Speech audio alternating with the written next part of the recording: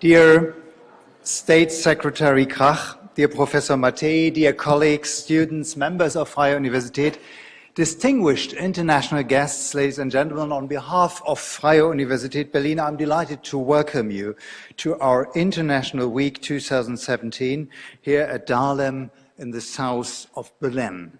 During our International Week, which lasts for 4 days until the 30th of June, talks and roundtable discussions will provide students, researchers and staff of Freie Universität Berlin and guests of many international partner institutions with information on our university's current international activities, country-specific cooperation, special offers for international students and funding options.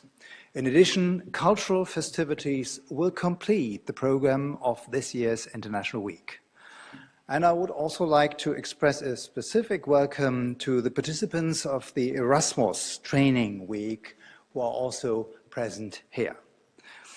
As well, I'm especially honored that Professor Liviu Matei, the Provost and Pro-Rector of Central European University in Budapest, Hungary, and Professor of Higher Education Policy at the School of Public Policy, has joined us today as guest speaker in his talk titled University and Public Policy, Choose and Freedom.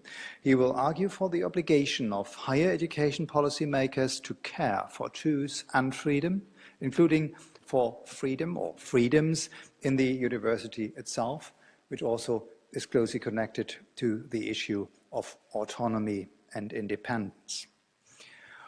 When thinking of academic freedom, we readily agree that it is part of what makes up the core of academia, that under its protection, both faculty members and students can engage in intellectual debate without fear of censorship or retaliation. This also means that within the framework of academic freedom, scholars might pursue research or communicate ideas that could be highly inconvenient to external political groups or authorities. Yet it is because of this nation of challenging our beliefs, of discovering sometimes an inconvenient truth, that science and research have developed into a central element of our civilization and that made humankind's continued development possible. In the light of recent worldwide political processes, however, we have come to the realization that academic freedom is not to be taken for granted. For example, only this year, we were witness to a university being placed under great pressure by a legislative change in higher education law that threatens the institution's very existence, and in that, the academic freedom of a whole country. I'm talking, of course, about the Central European University in Budapest, Hungary. The struggle to retain academic freedom is also found in the founding story of our university, the Freie Universität Berlin. Following the end of World War II, Berlin's traditional university found itself in the eastern part of the city, controlled by the Soviet Union. Political and ideological pressures were rising. Academic institutions, departments were subjected to ideology and dogmatism, and this soon resulted in severe discrimination and suppression of academic freedom. And so, in response to these pressures, Freie Universität was founded in 1948 in the western part of the city, not by a government decree or a decision of a ruler, but driven both by students and professors who were calling for just that, a university free of political and ideological pressures, or at least influences. Their ideas and struggles are also reflected in the three normative ideals, veritas, justitia, libertas, or in English, truth, justice, liberty, which are framing our seal till today. A key reason why the founding story of Freie Universität was successful was the international support that the initiative of our founding students and professors received in this time. This was our very good fortune, for the support came both locally from the Western allies in Berlin and from abroad especially from the United States. Let me conclude by saying that in the same sense, we have to protect and to continuously strive for academic freedom, to being a universal right. We also have to guard evidence-based scientific research against populist demands and the dissemination of fake news. The increasing need of the science community to stand up against these developments is also reflected in the March of Science that took place 2 months ago in over 600 cities worldwide, with Berlin as one among them, with an impressive demonstration collecting more than 10,000 people. Freie Universität has joined the march, protesting for the importance and the worldwide acknowledgement and the freedom of science and research as core values of a democratic society. Dear guests, I sincerely hope you will enjoy our International Week. Thank you again for coming to Freie Universität. I wish you inspiring and vibrant impressions, and hopefully we can welcome you again in a couple of months or at least weeks or years. Now I leave the floor to our State Secretary, Steffen Krach. He is also an alumnus of Freie Universität from political science. I wish you fruitful discussions, a pleasant evening, and thank you very much for attending us.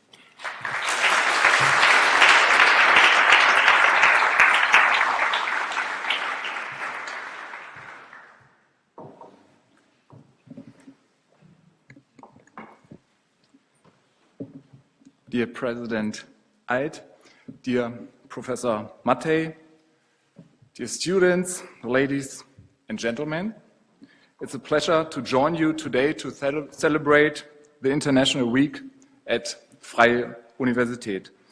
As you may know, I'm myself a graduate of this university, where I studied political science at the Otto Suhr Institute 12 years ago. It's always great to be back in Dahlem and to see how this university continues to grow and play a central role in our city's development. Thank you very much for your kind invitation. I would like to extend a cordial welcome to Professor Matei on behalf of the Mayor of Berlin. It's an honor to be with you today, and I very much look forward to your talk on the relation between public policy and the university and on the virtues of freedom and truth. Of course, there could not be a better place to address these topics than this university. From its very founding days, Freie Universität stands for the ideas of truth, justice, and liberty, and a very high level of internationality. Only a few meters away from here, in 1963, John F. Kennedy spoke of the particular obligation of this university to uphold these values. But I would like to argue that this obligation is not limited to one institution only. It's an obligation for the entire city of Berlin. Yes, Berlin has a long and rich tradition in science research and innovation. And yes, we are proud of our academic community. For quite some time, the well-known slogan for our city was "Poor but sexy," a semi-charming description of the city's financial problems and at the same time its ability to attract people from all over the world. But this image has changed in many ways. Berlin is a city of talent, creativity, and innovation, or as we like to call it, the brain city, Berlin. It has one of the most dynamic research landscapes in Europe. Higher education and research are the driving forces for the future development of our city. And the government of Berlin is strongly committed to supporting academia. We do our best to provide our institutions both with the necessary financial means and with the liberty that academia needs to prosper. But of course, our city has also seen different times. During the years of the Nazi terror and the breach of civilization, as well as during the communist regime in the former GDR, academia was not only misused, many of its members also supported the oppressive regimes. Perhaps more than any other place, Berlin has a special obligation to be an open and tolerant city and to protect the truth, justice, and liberty. We strive to live up to this obligation and stand united against the rise of populism and nationalism, and that we witness in many places today. Just like the Freie Universität, we are a city that celebrates diversity, takes pride in a multicultural society, and that welcomes people from all over the world, whether they come to us as students, top-notch researchers, or whether they seek refuge from oppression or war. We are thankful to our higher education institutions for offering programs that help refugee students integrate in our society and present them with new perspectives for their future. The City of Berlin will continue to support these efforts. But of course, all this would not be possible without the help of many individuals, students, professors, and administrative staff. Thank you for your ongoing commitment to this important course. I would also like to thank our higher education institutions for offering academic refuge to researchers who are persecuted in their home countries.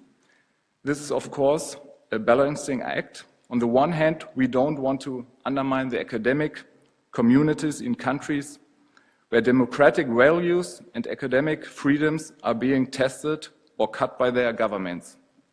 On the other hand, we must live up to our obligation to support individuals and institutions who are under pressure. At the March for Science a few months ago, the mayor of Berlin stressed this also with regard to the development at the Central European University in Budapest. Dear Professor Matei, please be assured that Berlin stands firmly with the CEU. CEU students, faculty, and staff are always welcome here in Berlin. We will continue to offer our political support to defend your university's existence, its freedom of research and teaching in Budapest. But Berlin will also develop further programs to support persecuted academics and institutions who have to flee their countries. I invite you all to join us. Thank you very much.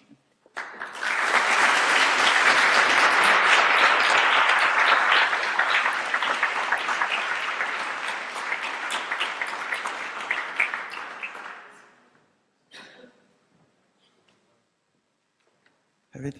Yes.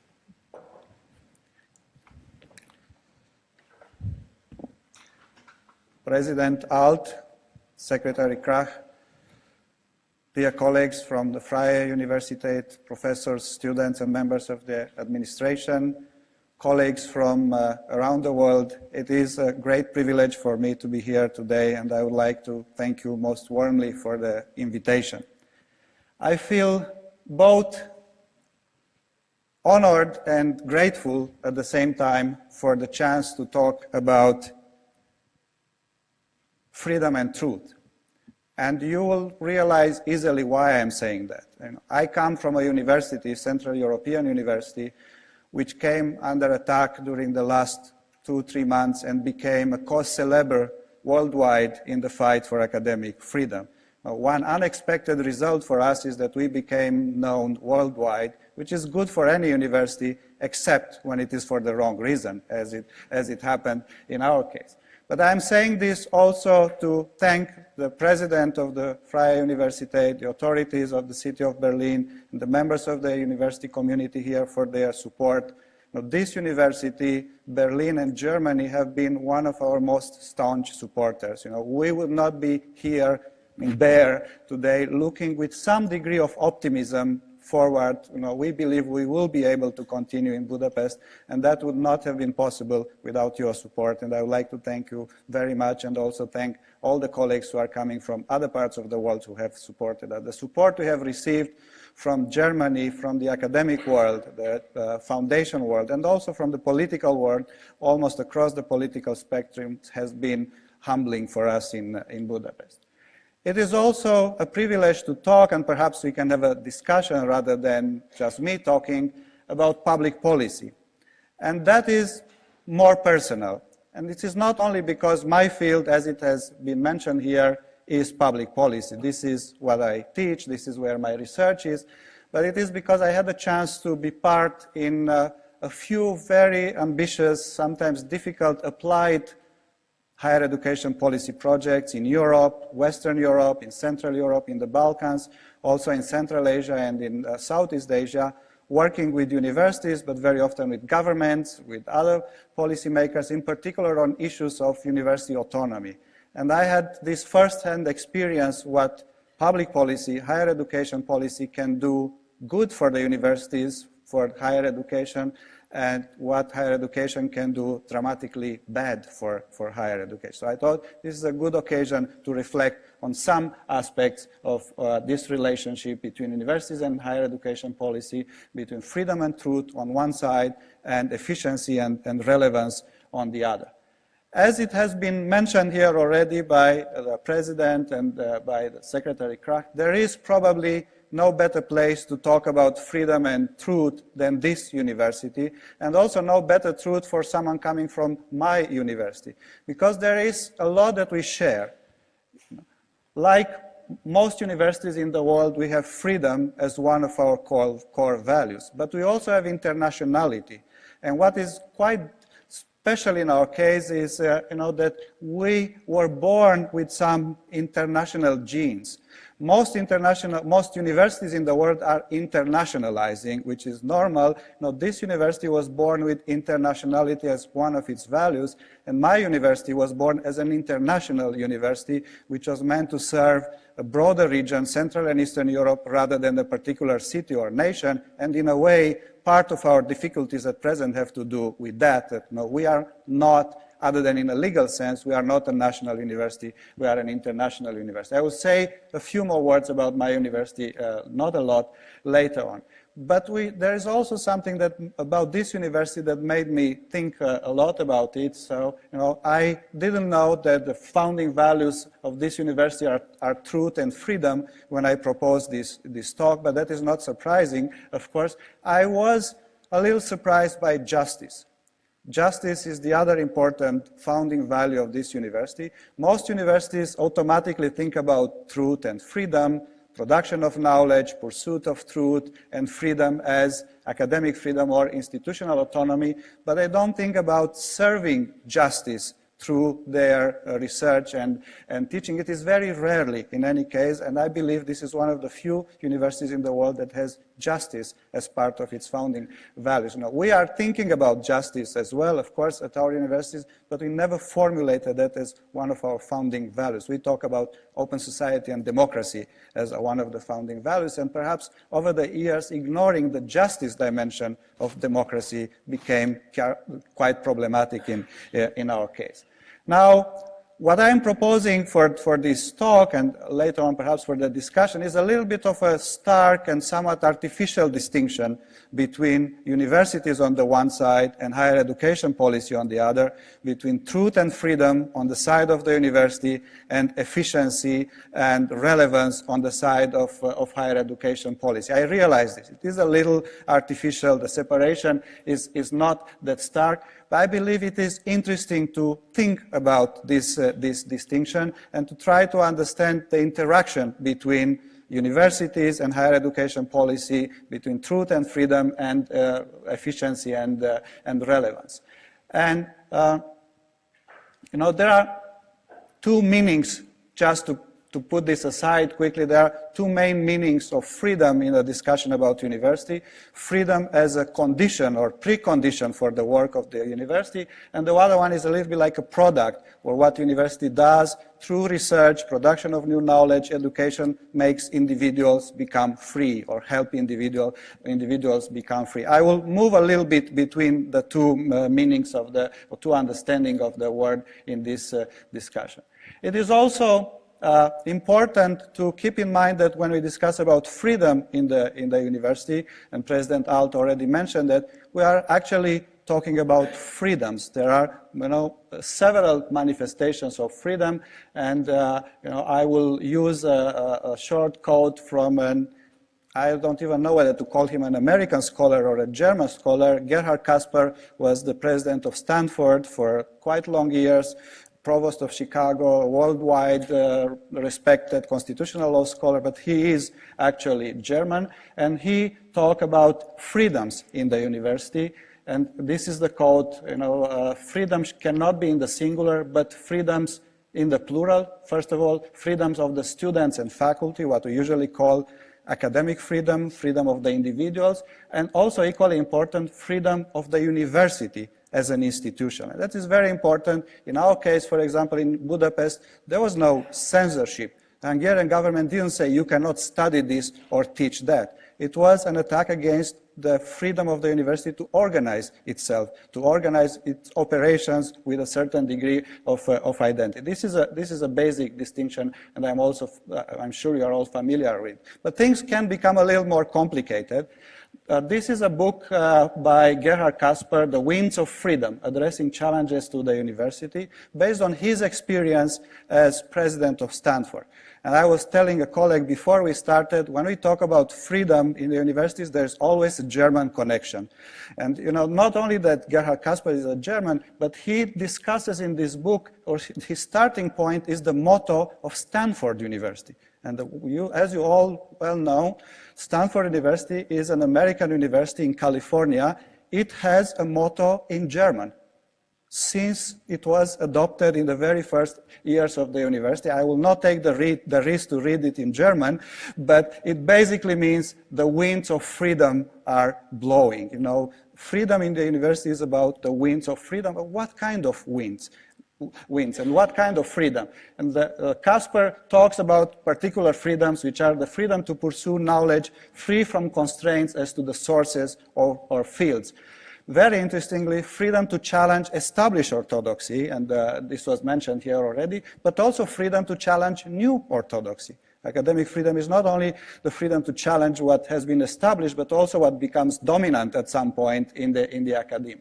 Freedom of the academics and students to speak for themselves, freedom to speak plainly, without concealment and to the point. This is a big issue on American campuses nowadays, for example, and you are familiar with that discussion. Freedom to take pleasure in the life of mind. And then there are some characteristics of this freedom. Wind of freedom blows across national and cultural boundaries. They should not be restricted to a particular nation or a particular culture. Freedom should not be closed in an ivory tower, and teaching and learning must not be stagnant. But if we read all this list, it is all fundamentally about something that is intellectual. Production of knowledge, the pleasure of dealing with intellectual issues. And this is a very strong belief with long historical roots, which was reflected in a statement by Edward Levi saying, the object of the university is intellectual, not moral.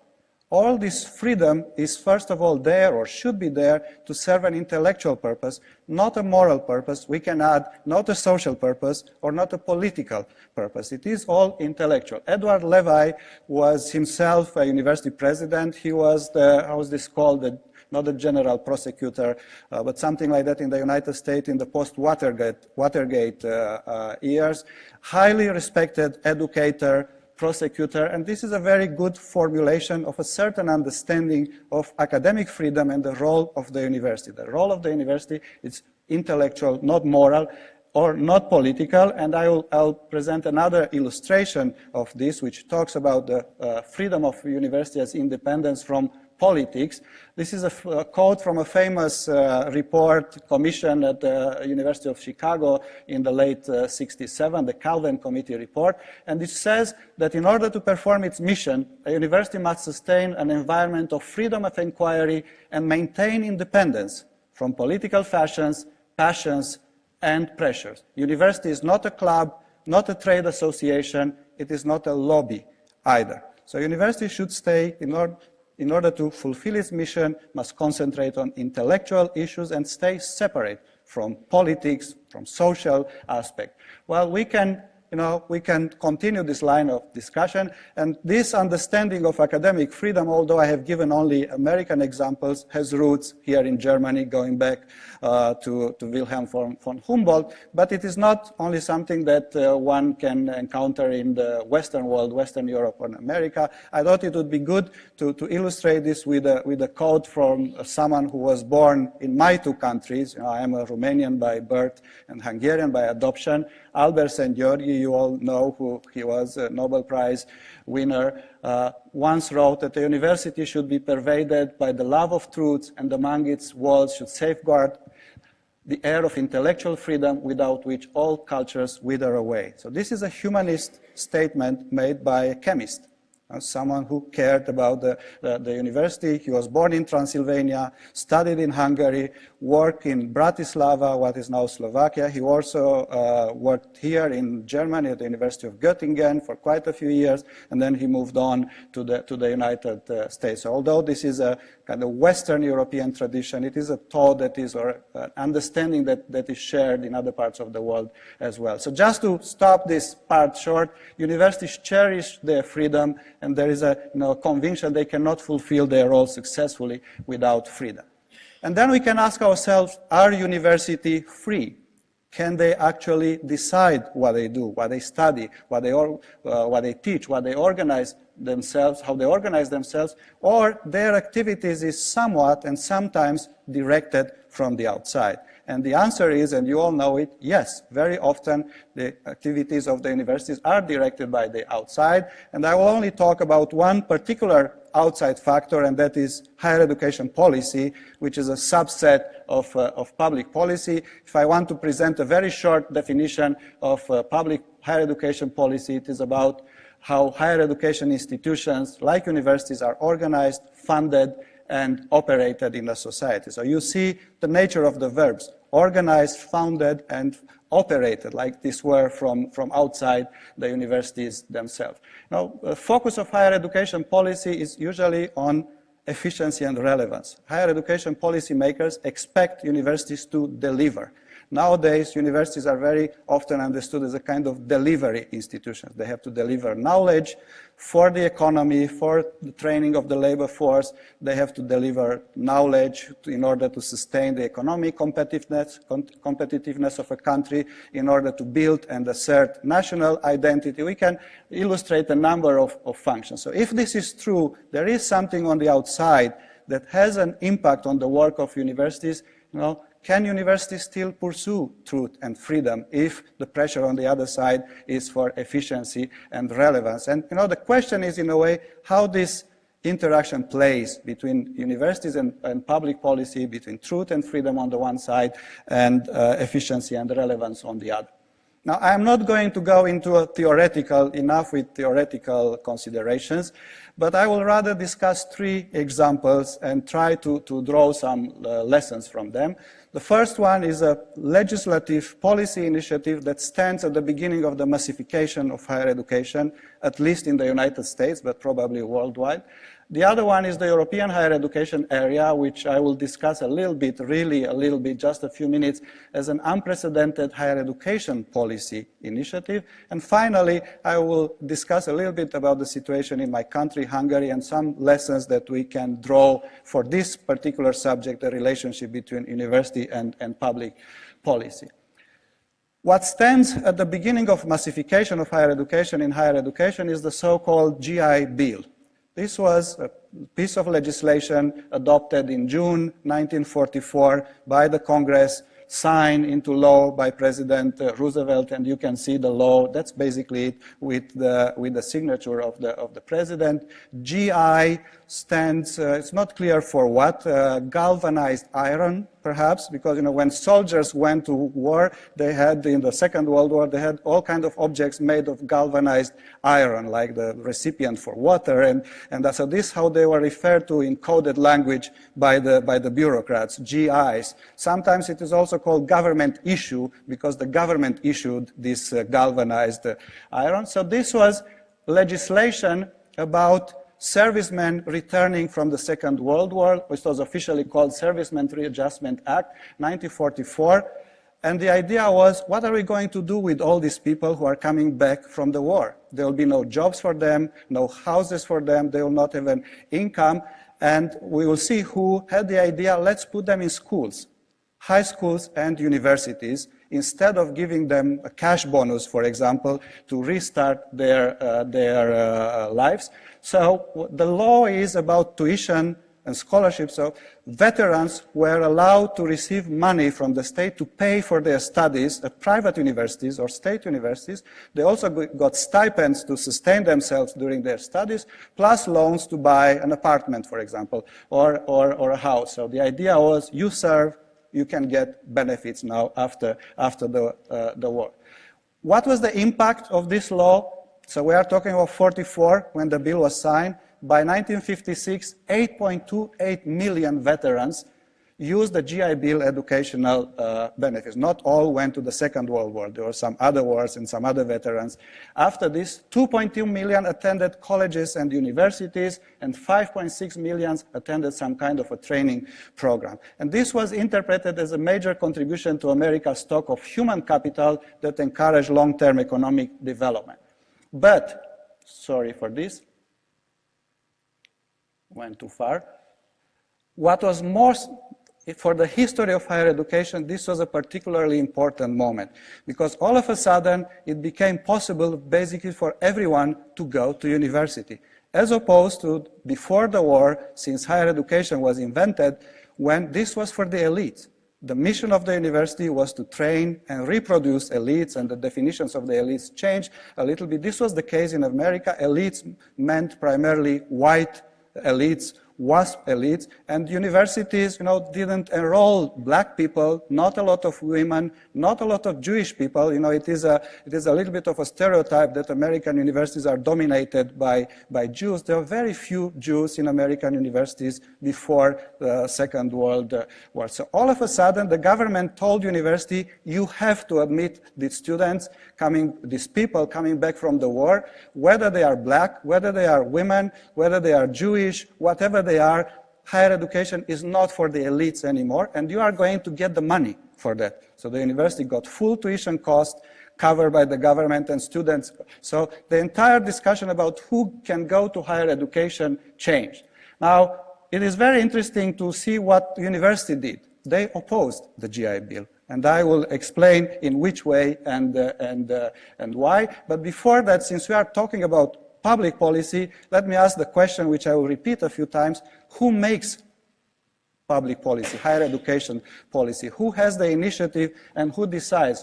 The GI Bill didn't come from universities. The idea came from an organization called the American Legion, which was the organization of war veterans in the United States. It was their idea. Let's put all these people into colleges and high school. They hired lobbyists. They had a very impressive lobbying campaign, and then eventually they convinced the Congress to vote the law and the president to sign it. So higher education policy in this case was not made by the universities. It is really from the outside of the university. Now, talking about the reaction of the universities were fiercely opposed, and I'll just give two examples.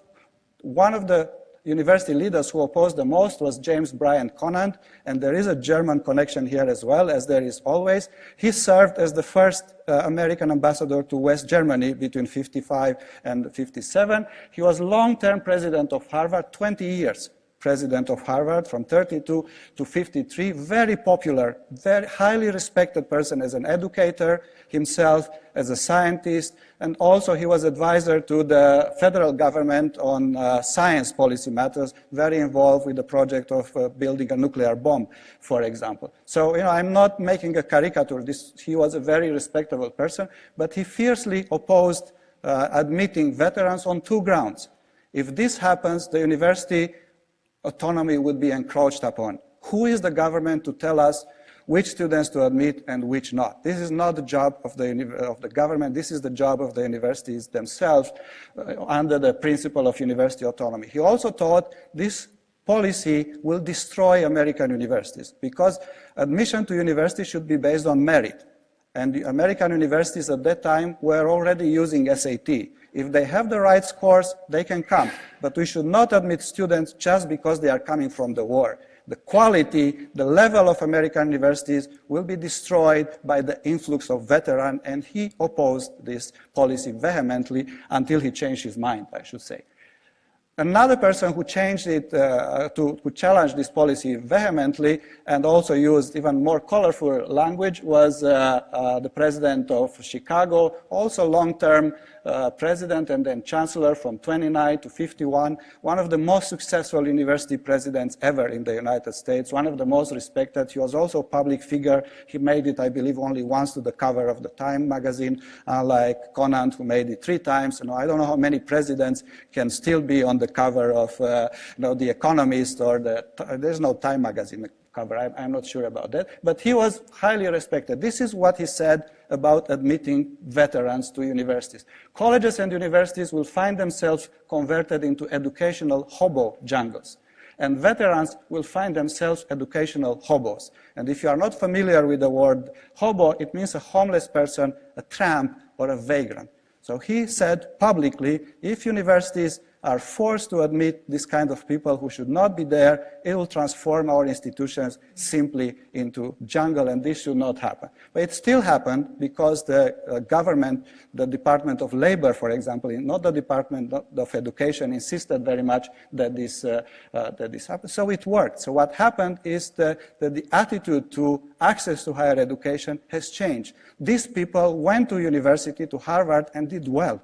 All of them did well, coming from recently from the war. They went to Chicago, they went to Syracuse, you name it, and they did very well. So everybody realized it's actually something that works. It works in intellectual terms, in professional terms, and it also serves the case for economic development, preparation of the bureaucracy, preparations of new elites or just leaders. So we can ask, how come that it worked? Because it went against the principle of university autonomy. Well, not that much. So other than this admission element, this piece of legislation was respectful of university autonomy. So the legislation didn't ask universities to change the way they operate at all, except for admitting these people. And there was no clash, basically, fundamentally, between truth and freedom on the one side and relevance and efficiencies. This is an example which shows that higher education policy, public policy, can take the university into good, positive directions, even by forcing the hand of universities a little bit. But there are other examples which show the contrary, that higher education policy can have such an effect on universities that doesn't result neither in truth, nor freedom, nor efficiency or relevance. And this was not in a way by accident. President Roosevelt gave a talk on the occasion of signing this bill in which he says this entire investment is in order to make sure that there will be higher productivity, the efficiency element, more intelligent leadership, and greater human happiness, but also we must teach our people returning from the war how to live their useful lives in freedom, justice, and decency. So this policy was not meant against truth and freedom, and probably this is why, in part, at least why it worked. Now, a little bit of kind of more abstract consideration. So what happens in such situation when there are major changes of higher education policy that result in changes influencing the work of higher education institutions? One concept that can help us explain this situation is what Jonathan Cole names the Higher Education Compact. There is a kind of implicit understanding, a social contract between the government and the university, so not what is written necessarily, but what is implicit about the role of higher education, the role of government, and sometimes other agents participate in that as well. And his example is a different one, the research-intensive university in America. Research-intensive universities in America have the reputation of being the best in the world. Some people will not agree with that, but that's what they think. Harvard, MIT, Stanford, Princeton, and very often many of us believe these are private universities, which they are, which became great with private investment. That's not true. They became great with public investments. The research part was supported by the federal government, both with regulations and with money, because there was some kind of an agreement, an implicit agreement. This type of universities, the research they produce, will be good for the American economy and also for the American politics to achieve and assert preeminence on the global arena. So there was this kind of understanding. We can use the same concept to understand what is happening when the GI Bill was adopted or on other situations. Before the GI Bill, there was a kind of compact, a social contract. Indeed, higher education is for the elites. It is for the individuals themselves to pay, since they are going to take the benefits of this. That's changed with the GI Bill. It was a new compact. Now higher education is not only for the elites. It should be for the masses as well, because it has a very serious impact, not only moral, but also in terms of efficiency for the society, including economic efficiency. And this also goes to dominant policy narratives, which we'll encounter every time in such situations. There was a little bit of a short code there about the human capital, right? That this GI Bill resulted in better human capital. This is the beginning of the discussion about human capital in universities. The concept existed before, and it is a very powerful policy narrative until today. Very briefly, it says that knowledge and skills have economic value, and therefore it is the job of universities to generate knowledge and skills in people so they can get a job. Right? Very, very, very simply put. So we will always find these two things, kind of education, higher education, compact, social contract, and very specific policy narratives. And they change, and I will illustrate how they change, and sometimes not for the better. Sometimes the changing policy narratives can have very bad negative effects. Well, again, who makes higher education policy? In this case, not the universities. Just to have it in mind. I'll now briefly talk about another example, completely different, but this is still one single initiative, complex but single initiative that changed the face of higher education. The GI Bill was about unemployment. It was about integrating veterans. It was not about higher education primarily, and still it changed the face of higher education in the United States and worldwide. This is another example of an initiative that changed the face of higher education, and you are here as part of it in a way, everybody coming under the Erasmus project. So when we ask, what is the Bologna process? There are many definitions, thousands of articles and studies, but most often it is understood in a technical way, as a set of reforms, principles that are meant to support reforms in the participating countries so that we build a more integrated European higher education area. Students, professors, and administrators can move easily from one country to another. The attractiveness of European higher education increases, and also that we build knowledge, advanced knowledge based in Europe. But there is more than that. This is not a technical, simple policy initiative. It's a very ambitious, what I call a knowledge society project in higher education, because it was planned. And if you look at the map, and the blue part is all the countries that are nominally, at least, members of the Bologna process. I believe 48 or 49, someone should know better than me. If we look at the mere scope of this initiative, it is even megalomaniac. How can anyone believe that countries like Greece and Portugal, Romania and Germany, Russia and Ireland can be part of the same higher education area? And still, this was the plan, and the plan was made, a conscious plan, to move all these countries in the same direction and build a common higher education area. It is a little bit, if you wish, like planning tectonic movements. and then to move an entire continent in a certain direction with a plan. It is extremely ambitious. It was extremely ambitious.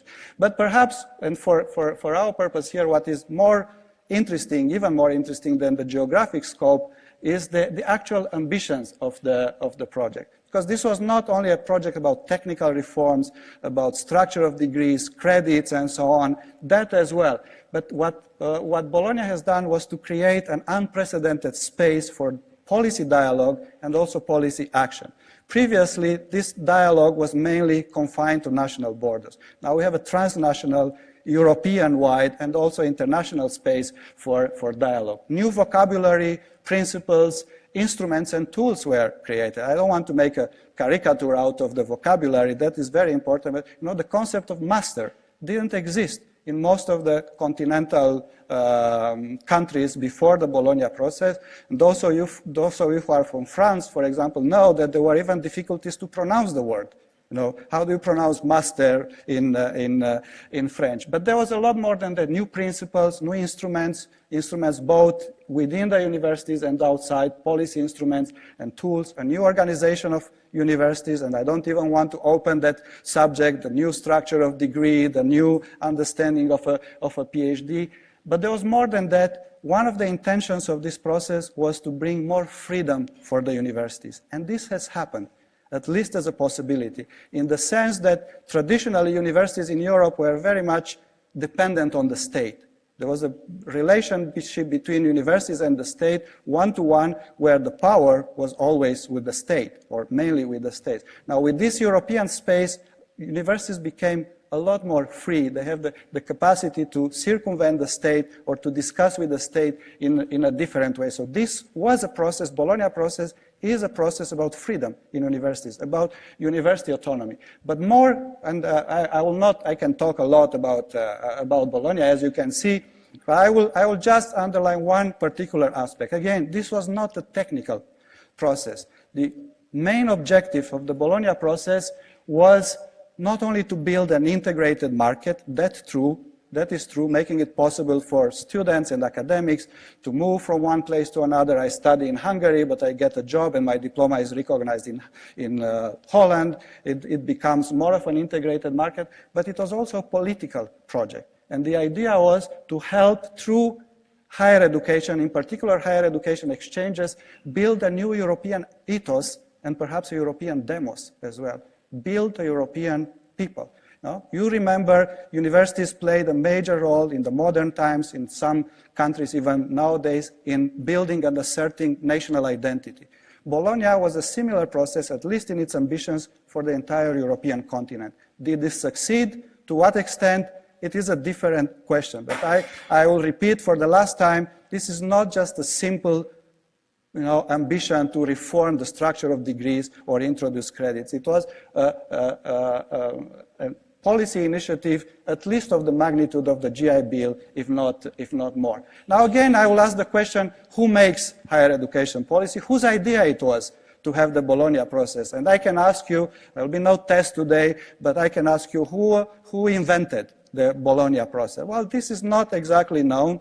Officially, it is considered that the 4 ministers of education who met in Sorbonne in 1998 signed the Sorbonne Declaration discussing very specifically the idea of a European higher education area, and they are the founding fathers of the Bologna process. The Bologna Declaration was signed next year in 1999. The 4 ministers, not many people remember their names, are Luigi Berlinguer from Italy, Tessa Blackstone from England, Claude Allegre from France, and always someone from Germany as well, the then Minister of Education, not by accident, then Minister of Education of Germany. So how did the universities reacted to Bologna? Again, it didn't come from this higher education project of such a magnitude didn't come from universities. Universities were apprehensive of the Bologna process, in part because it was implemented top-down without their consultation. And just to give you an indication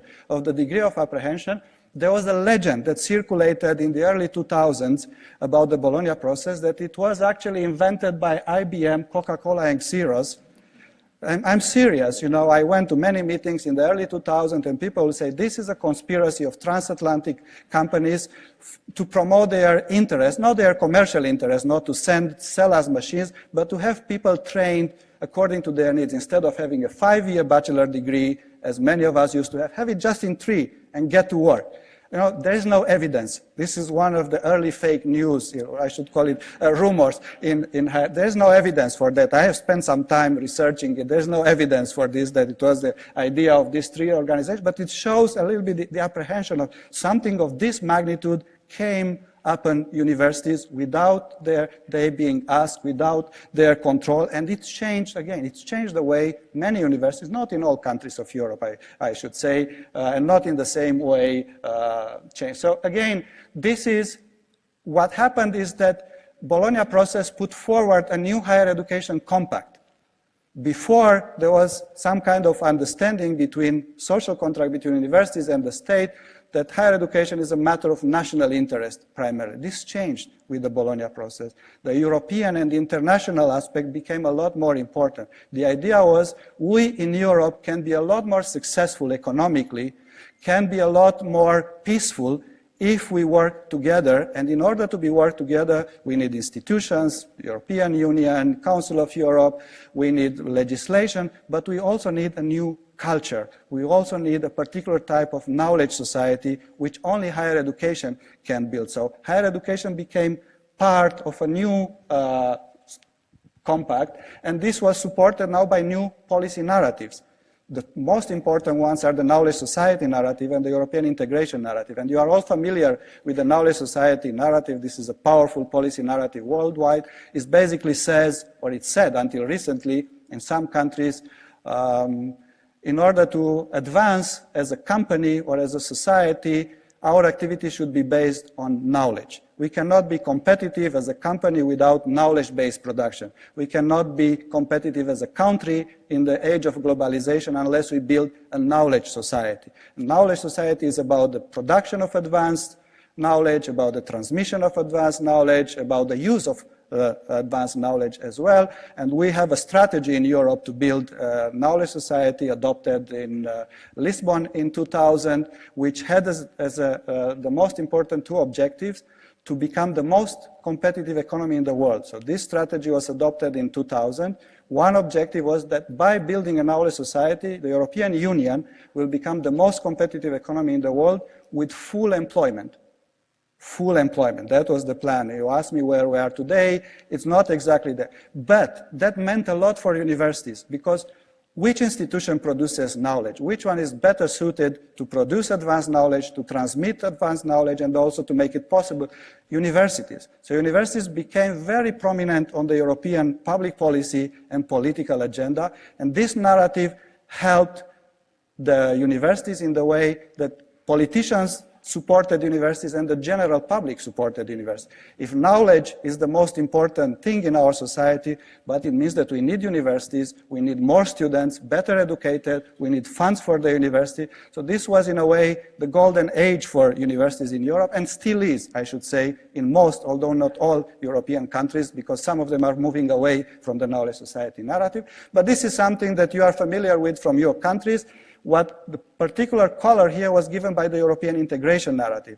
It is not only the knowledge society that is important, but the European knowledge society. We have to work together. We cannot develop higher education enough by ourselves, university by university or country by country. We will be a lot more powerful, a lot more efficient if we do it together as part of the European higher education area. So that also helped to support not only university as central institutions in the societies, but their role in the European arena.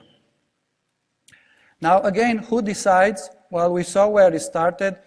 Decision-making as part of Bologna is extremely complicated, but at the top of the decisional process is a gathering which is called Ministerial Conference. Ministers responsible for higher education meet every 2, now every 3 years, and assess the progress of the process and also what to do forward. So universities are not present as universities at these ministerial meetings, but they are represented through the European University Association and also European Student Union. So the European Student Union, the European University Association, the European Network of Quality Assurance Agencies, and the fourth one is the Association of Vocational Schools. They are always present there, I should say. Still, the decision is, again, outside the universities, is with the ministers. I will not talk too much about this. These are just quotes illustrating that, on the one side, policymakers, and I should have said the European Commission is a member of the Bologna process,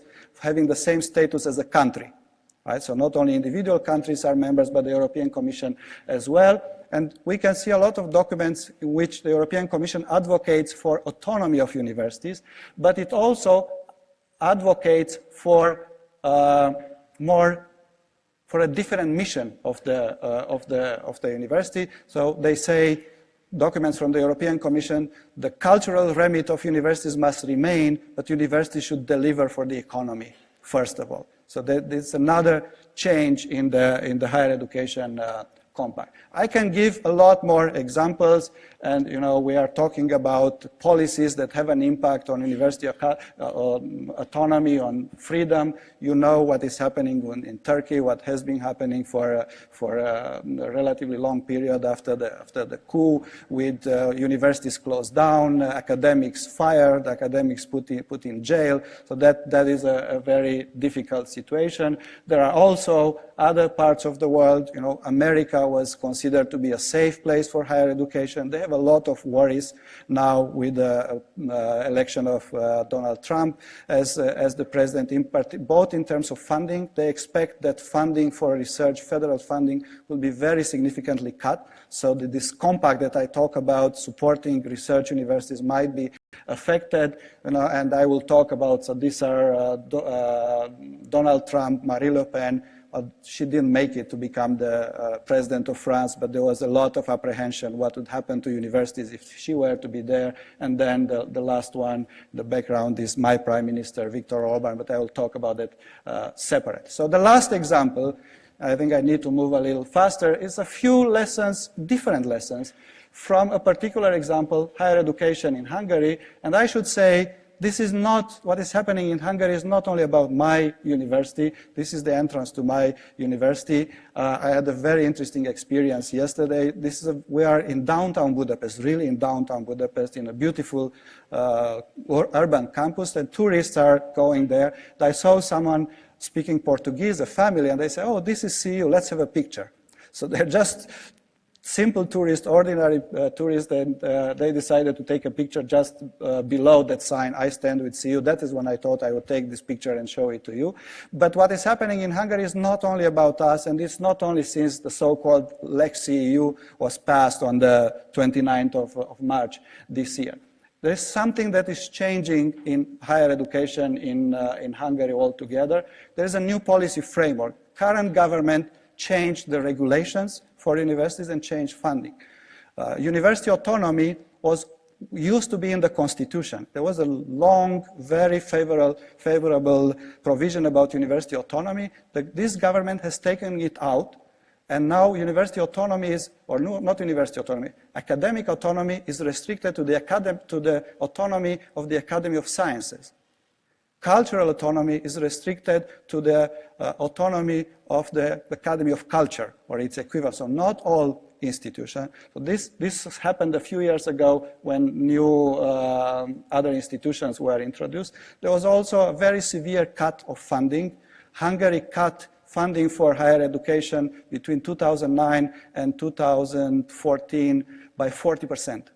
40%. There's only one other country in Europe that had similar cuts, and you can guess which one: Greece, because of the situation there. But Hungary didn't go through an economic crisis like that.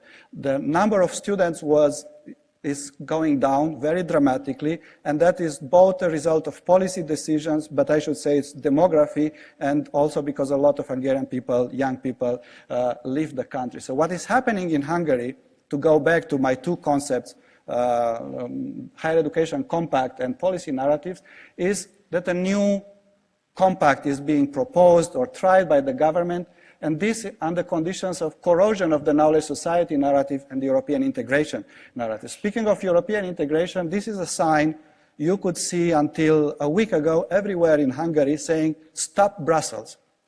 So this was a campaign by the Hungarian government. It was a consultation campaign. Every adult citizen of Hungary was sent a letter saying, should we accept the refugee quota, for example? This is one of the questions. But the campaign for that had this poster, "Stop Brussels." Brussels is an oppressor. The European Union is an oppressor. In spite of all the funds, all the support that Hungary is still getting, we should stop Brussels. I should say this was changed because of pressure coming from all kinds of quarters, including here in Germany. Now you can see everywhere in Hungary another poster saying, "Hungary is a proud and successful European country," which is good. But this went on for months like that, which shows the lack of attachment to the European integration narrative, including in higher education. The other one, and I'll just say a few words, the corrosion of the knowledge society narrative. The Hungarian Prime Minister famously said already a few years ago, "It is wrong to believe that competitiveness of a country is based on knowledge. It is based on manual labor." This is what we should do. We should not have more students, we have fewer students, because higher education is a little bit of a luxury and a waste. Some people ask, how is Hungary with 9 million people going to compete in terms of manual labor with countries like Poland, or Germany, or let alone India or China? Is it really the case? This is such a small economy. How is it going to compete? But this was the discourse, and this was then reflected in changes to funding, to the allocation of places. So Hungary is one, but not the only country moving away from the knowledge society narrative. And they propose, the government is proposing, well, there were no consultations about this, actually trying to impose a new compact of higher education, and universities and the civil society and the international community, very interestingly, try to resist. Now, about our particular case, Central European University, as I mentioned earlier, we were born as an international university. We have at present 1,500 students, only 1,500 students. You realize how small we are. Only master and doctoral students, I should say, recruited from 160 countries every year. This year we have students from 110 countries, 1,500 students from 110 countries. We are one of the few universities in the world without a national majority in the student body. Now, there are many universities with students from more countries, but they always have a national majority. Oxford and Cambridge has a majority of British students. Stanford, American students. In our case, only 15% of our students are Hungarians. So when visitors like you come and ask, "Can I see your international students office?" And we say, "We don't have one." At CEU, every student is an international student. But then, when the attacks of the government started, what was really moving for us, and I try not to become emotional, I always get emotional at this point, was the reaction of the Hungarian society. Because we are an international university. Why should they care if we are closed down or our autonomy is encroached upon? But no, we had several demonstrations in favor of CEU, one of them with 70,000 people, and the words that were written on these posters by hand is in Hungarian, "Szabad ország, szabad egyetem," free country, free university. So it was not a demonstration, a series of demonstrations about fees or stipends, but it was about freedom of an international university, which shows that not only universities care about their freedom, but also the people care about the freedom of the universities, including the freedom of international universities or universities that are internationally oriented. So they also put posters in English, and these were huge demonstrations. By the way, we advise our students and professors not to participate, at least at the beginning, because we didn't want anybody to say these are manifestations organized by CEU. So they are organized by other people, and this was the reaction. Of course, we can ask, did it help? All this mobilization, all higher education institutions in Hungary took our side. openly against the government, although they depend on the government. The Academy of Sciences, the Rectors' Conference, including, since there is always a German connection, the German University in Budapest, which is an intergovernmental university funded between Hungary and Bavaria, and I think another German lender. And so they are dependent on the government as well, but they were the first to issue a very strong statement in favor of CEU. We have seen that in Turkey, it didn't quite work. The international pressure didn't help much. But in Hungary, it did. So the government is having second thoughts at present, and they are in negotiation with the state of New York, where CEU is chartered, about eventually signing an agreement which would allow us to stay and continue in Budapest and preserve our institutional integrity. There are so many expressions of solidarity with CEU. I believe this is a demonstration in Vienna here on the right, but I wanted to show you that one. I stand with CEU on the top of a cappuccino cup.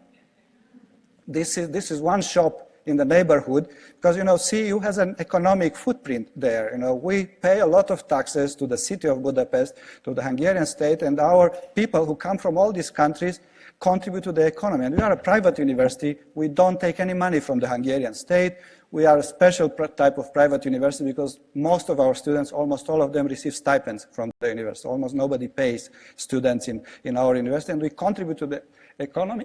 And this matters for these owners of small shops. There was also a lot of support, as I mentioned earlier, from Germany. This "I stand with CEU" is a picture from a demonstration in favor of CEU taken, I think, not far from the Brandenburg Gate. There were a lot of mobilization happening in Germany. And just a few days ago, you can see that picture. The man with the red gown is our president and rector, Michael Ignatieff. The other one is the former president of Germany, Joachim Gauck, who is one of the leaders of the new Germany. And he came, he was our commencement speaker. That was in Friday or Saturday, it looks long ago. And he gave a speech in which he said, "I came here exactly to show our solidarity. I don't think I can change much, although I'm going to see your president and prime minister, but as a German politician, I wanted to show that we stand not only with CEU, and this is not only about CEU, I stand with academic freedom and institutional autonomy." So just to wrap it up, what I think I can argue after this presentation is that the relationship between university and higher education can be balanced and productive, as we have seen in a few cases. Freedom on truth and truth on the one side, efficiency and relevance on the other side, don't need to be in contradiction. There is a way to balance, but they can be in contradiction, as we can see in Turkey, as we can see in Hungary, as we can see in the United States, and we can see in a lot of countries, and both universities and higher education policymakers can be at fault. So it's not always, the policymakers are not always the bad guys, as we have seen in the GI Bill case. But each of them can make a great difference. Universities cannot control higher education. They don't have the control over higher education, although they can influence it, and in some countries they can influence it better than others. Certainly higher education can influence a lot the work of the university. What is important to have in this relationship is a constructive, supportive higher education compact. This compact, we should be aware that this compact might change from time to time, and changes can have dramatic effects, either positive or negative. This is really my last slide. We need to cherish freedom and truth in universities, and truth and freedom must come first. At the same time, both parties, universities and higher education policymakers, have an obligation to efficiency and relevance as well. So universities are not only about truth and freedom. It must be about efficiency and relevance as well, although truth and freedom come first. And what efficiency and relevance means can be different from university to university. In our case, it is open society, and we are thinking hard what open society means, but this is what we want to do. Make a contribution to open society through high-level research and research-based teaching. In the case of the Freie Universität, it is a little bit more complex than that, but most fittingly, it includes justice. So it's, as I understand, when you talk about making a contribution to the society in this university, it is a lot about justice. As I said at the beginning, one thing we haven't taught a lot in our university, and we should probably go back to it. Thank you very much. I will be...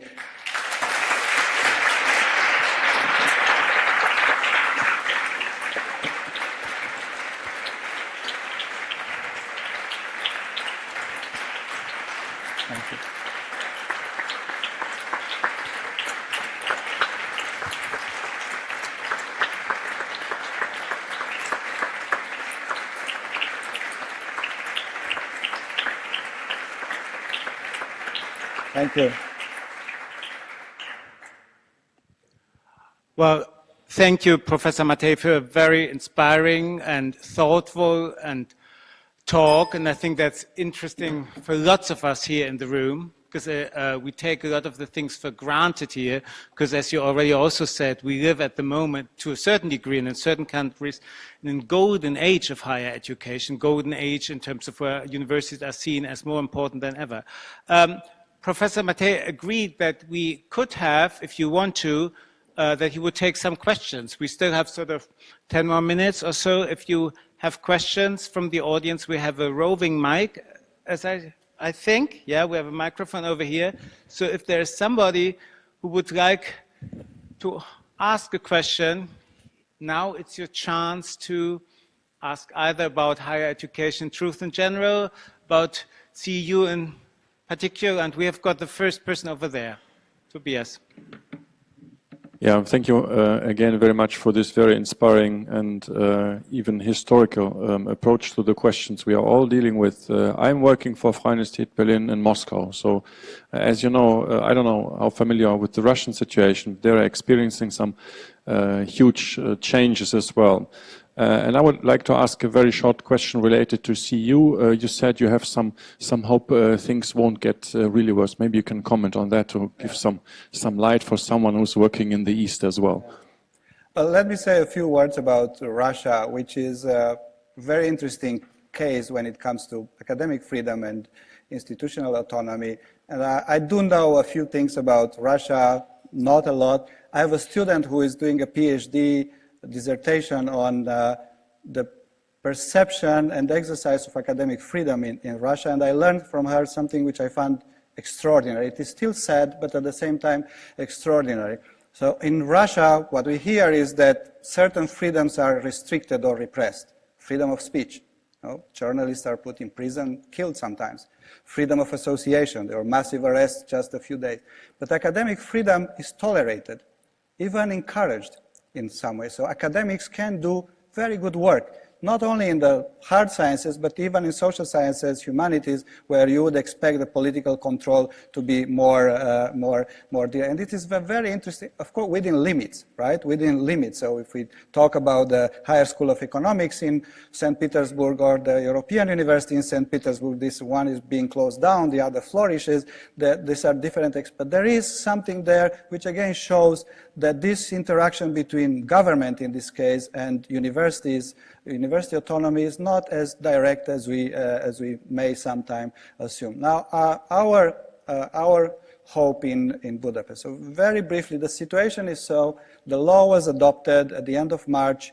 It was signed into the bill, was signed into law very quickly by the president. It was contested at the Constitutional Court by all members of the parliament from the opposition, including the extreme right.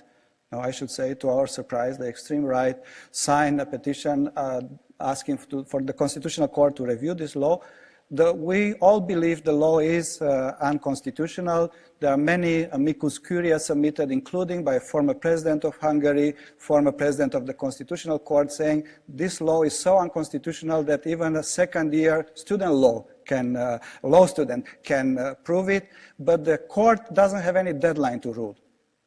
So, it can take months or 2 months, it can take forever. There is also an infringement procedure started by the European Commission against Hungary, and this law is one of the reasons for it.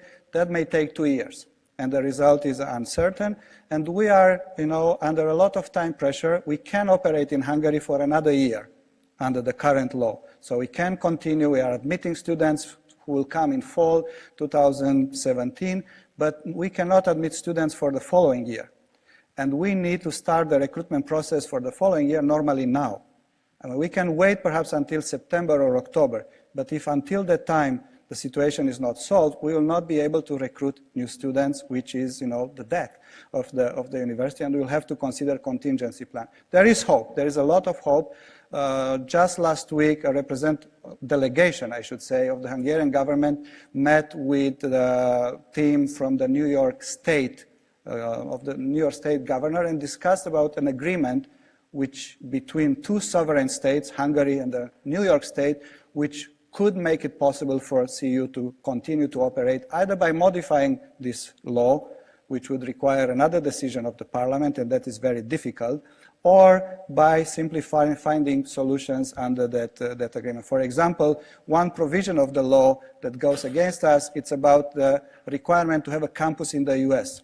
We don't have a campus in the United States, and there's no economic or pedagogic justification that. Why would it be good for Central Europe if we open a campus in the United States? But this is a requirement of the law, and they are discussing about how to interpret it. Would it be sufficient to have a joint program with an American university? Would it be sufficient to have an Institute of Advanced Studies there, research in the United States rather than and then if that is agreed upon, we can obviously do it, and we comply with the law, and we continue, and we expect that there will be a second meeting in about a week. They are discussing already on a draft proposed by the New York governor, and we will see how the Hungarians react to this draft. If the draft is accepted as is, we will have no problem to continue. If changes are made, we don't know, or if this is rejected, then we also don't know, and we have to consider contingency plans, Berlin or Vienna, or I should not joke about this because it is a terrible news, but we received some 15 offers to move to other places, including sometimes offers that came with a campus. You can move to a campus, Lower Austria, as of 1st of July, we were told, or Kassel in Romania. One mayor from Slovakia told us, you not only have a campus, but you have a big parking lot. You'll have the nicest parking lot of all. So, there was a lot of solidarity, and if we were to move, we could move, but we are a university in Budapest, and we don't want to move anywhere. So when people are asking, what is your plan B? Our answer is, be here. We have another question over here. Hi, my name is Elias Saliba from the WZB Social Science Center in Berlin. I first of all wanted to thank you as well for the very interesting talk and your thoughts. And then my question goes a bit beyond the case of the CEU or Turkey or the examples we talked about. Because what I'm kind of asking myself in this context is, what could be tools that academics or politicians or civil society could use as ways for advocacy for academic freedom to ensure these kind of infringements to not happen, not just in reactions to them, but actually that can be sustained on a broader level and beyond reactions to worsening situations such as in Turkey or the CEU case? Well, this is a very good question, and the answer could only be long, complicated, and probably vague.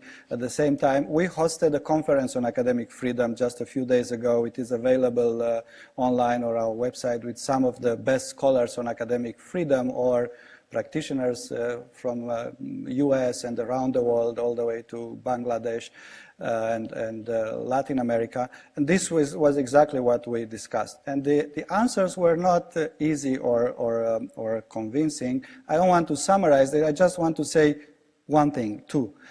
There's a lot of difference from country to country. If we talk about the United States, the big issue there is academic freedom, not that much autonomy, right? So it's freedom, and sometimes freedom from within, threats from within the university itself.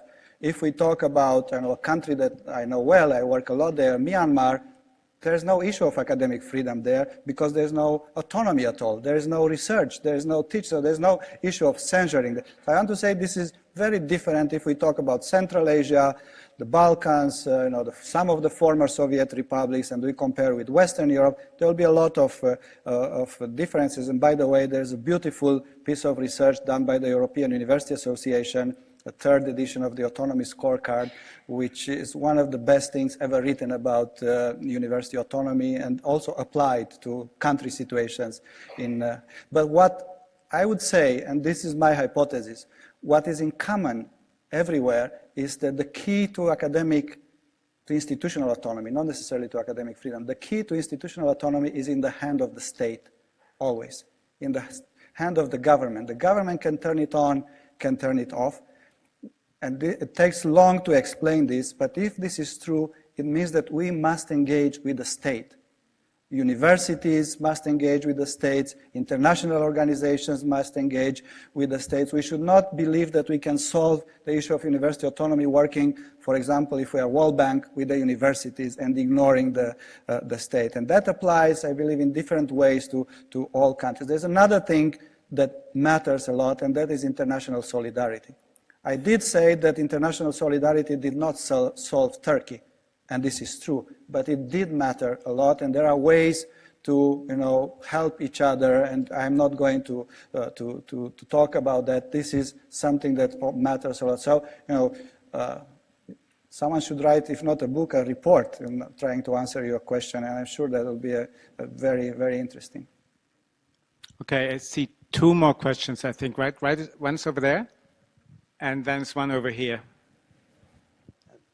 Hello, I'm grateful to this presentation. It's very interesting to see how to defend academic freedoms in front of illiberal regimes. It's not something guaranteed. But I'd like to stress a little point of concern about academic freedoms under the regime of neoliberalism. I want to present two examples in France recently. First example, there is a struggle inside the departments of economy because there is only one economic university domain, and there are two big currents that differentiate. There is the economic science one side, and the other side the political economy. And recently the economists who make political economy wanted to have their own domain of research because they feel that they are not recognized in the domain of economic science, and this is two different approach. Economy as a science, hard with a hard principle, and economy as a political approach inside society with exertion. And there is a second example. There was recently a competition to recruit researchers in the CNRS, the French Center for Research. And after the competition, I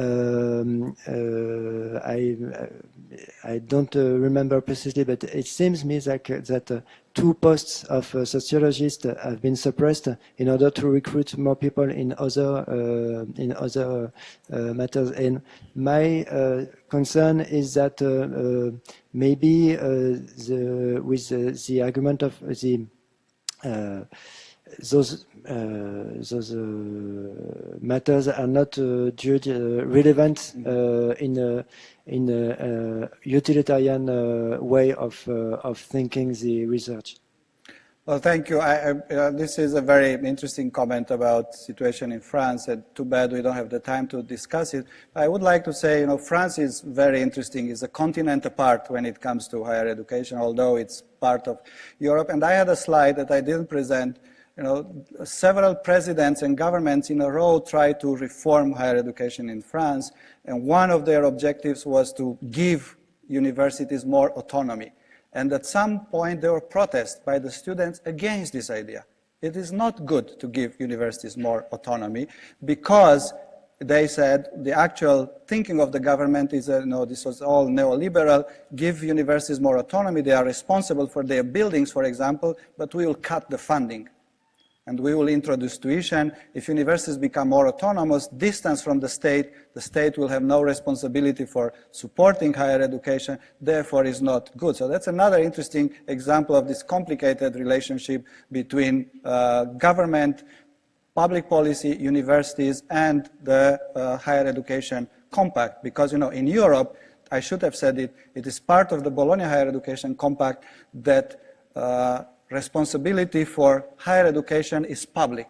It is the job, and this is written, it's codified, it's not only implicit, the responsibility for supporting and regulating higher education is with the public authorities, and we still have, I believe, something like 80% of the total funding of universities coming from public sources. So that's an interesting example. You are also right, if I understand correctly, when you say the situation is different depending what type of universities are we talking about and what kind of political regime. You know, and I will give one short example. In Turkey, Sabancı universities was left unscattered because the government didn't dare to touch it. It is a very good university, worldwide known, and the family that maintains it controls a large share of the Turkish economy. So if you are Sabancı, you are in a different position than if you are another university so this, if your point was what I'm talking about is a little too general, you're right. Okay, we have one more last question over here. My name is Dirk Andre from chemistry department here at Freie University Berlin. First of all, I would like to thank you for this very interesting talk. I have some critical remark, however. I think with all the focus also on effectiveness, we are still not doing sufficiently well, not maybe in Eastern European countries, but also here, because, well, what is truth? In some parts of knowledge, of areas of knowledge, we have some criteria for that. And I think they partly go back to a time when we had a great time of wars here in Europe, the 30 Years' Wars. I'm speaking of Descartes. He made the idea there are some rules. Nowadays we teach our children, you know, there's a Cartesian axis system and then you can draw many things. We hardly teach them that in the same time there was taking place one of the cruelest massacres in the town of Magdeburg. Yeah. So there's a link between, so to say, letting the flame of knowledge shine and imposing political reasons. And that's an issue of history. And I think that is not sufficiently well carried on. Because had we carried on this, so to say, torch of light much, much better, I think we would never have come into a situation where we had to do marches of science. Yeah. Thank you very much. Well, thank you for your comment and also for the critical remarks. I started to worry what's wrong. You know, nobody says anything critically. What did I do today? You're absolutely right. And you know, perhaps there's one thing I should have said. Well, there's a lot of talk about the world being in the post-truth era. And what do we do in universities? Should we remain committed to truth? I think the answer is simply yes, absolutely. We should be committed to truth. But the second comment, which is a direct answer to your comments, universities are not innocent. Neither now nor historically. Universities sometimes contributed to atrocities or, you know, were complacent, or more than that, sometimes contributed really to atrocities in the Nazi regime, in the communist regimes, quite a lot. They helped to, you know, sustain those regimes. I try to allude to that. It is not only, it's not an excuse for universities, not always, that something is coming up on us from the outside. There is an issue of responsibility of the universities, which you are very right to point to, and we should not ignore it. Yes, thank you.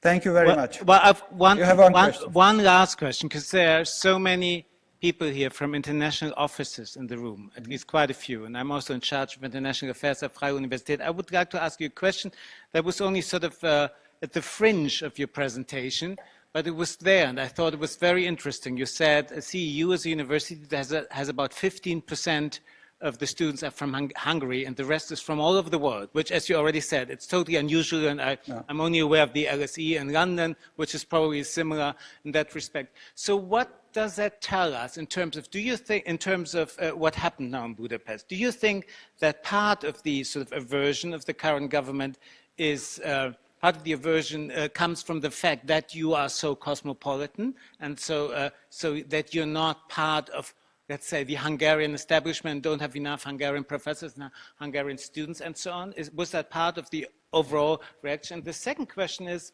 and that's a question for all of us, because we don't have in our internationalization strategies, and most universities don't have that, they don't have a limit to, how international do you want to be?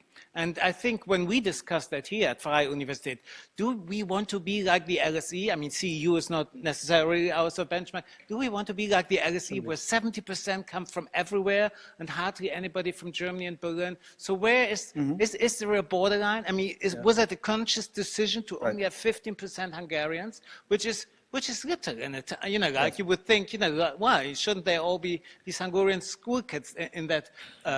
Could you comment on those aspects? I would start with the second question. We are a university that is international by design. We were born like that, and the idea, we are known sometimes as the Soros University, George Soros, because he's our main supporter. It wasn't his idea. The idea came from dissidents from the former communist countries. Václav Havel, Bronislav Geremek, Miklos Vásárhely was one of the leaders of the 56 revolution in Hungary, who came together and said, would it be useful to have a university educating people from the entire region together? We had so many conflicts between Romania and Hungary, between Hungary and Austria, between Austria and Germany, and so on. Would it be useful to bring all these people together and have an educational program without a national agenda, but with a regional agenda? So this is how CE was born, and for about 10 years we admitted students only from countries of Central and Eastern Europe. Then we realized, well, it doesn't quite make sense because these students must know what is happening outside the region. They must interact with other students from other parts of the world as well, so we open up. At present we have about 50% of our students from Central Europe, 50% from other parts of the world. We never had a quota. We don't have national quota. It is not being an American university as well. Legally, we cannot have national quotas. But the way we think about this is now our big dilemma is, do we want to remain anchored regionally or just become a global university? And our answer to that is, we cannot be a global university. We are too small. It is very important to have an anchor. I would say, and this is the subject for another talk, there are no global universities at all at present. There are international universities or universities with a campus somewhere and an extension somewhere else, but NYU, Abu Dhabi remains NYU. There are no global universities. Our way of addressing this is, so we are working seriously to create a stable network, not just partnerships, which are good for a year or 2 or 5 for research and education, but a stable partnership that will be there for 20 years or perhaps for the eternity to address these kind of global challenges and make a global contribution. So we don't have, and this is a very serious issue, but this is how we address it. Now, why is the Hungarian government upset with us? The honest answer is we don't know. There's no justification. If we move out of Hungary, it will be a big economic loss. We are the most important taxpayer in Budapest. I don't know, thousands of people get their pension with the money that we pay. If we move there, this will stop. Our students love Hungary. They come from all the countries that you represent as well, and they, when go back to their countries, they become ambassadors of Hungary. Now imagine what is happening when they hear what the government is doing. So there is the prestige of Hungary has been very seriously affected. The prestige of the academic world and the political image of Hungary. So there is nothing that the Hungarian government can gain except perhaps votes, but they have lost in the public opinion polls as well. So what is the justification? This is a populist government, but I don't see a direct relationship between the populist nature of the regime, I should say, and opposition to international character of our university. There is talk about it. Why do you want to be American and Hungarian? Why can't you be just Hungarian? We have been asked about that. So just stop that, remain just Hungarian. I think what is most bothering them, and again, this is a supposition, I don't know the real answer, is the ideas that we stand for. The critical thinking, open society. Our mission is open society. The government declared open society an anathema officially in Hungary. Open society is bad. I mean, you asked me before if I may disclose that if it's not open society, then what's the alternative? Well, the closed society, obviously. And this is what the government is doing. Instead of having mass education, elite education, higher education, only for certain people who are educated in a certain way. And we don't fit there, because we don't want to, this is something we would never accept, to be told what to teach and how to teach. But I would say it's not the international. Hungary is, the government is happy to welcome international students if the institutions comply. Well, thank you very much. One more time, Professor Matei, and good luck to all of you. Thank you.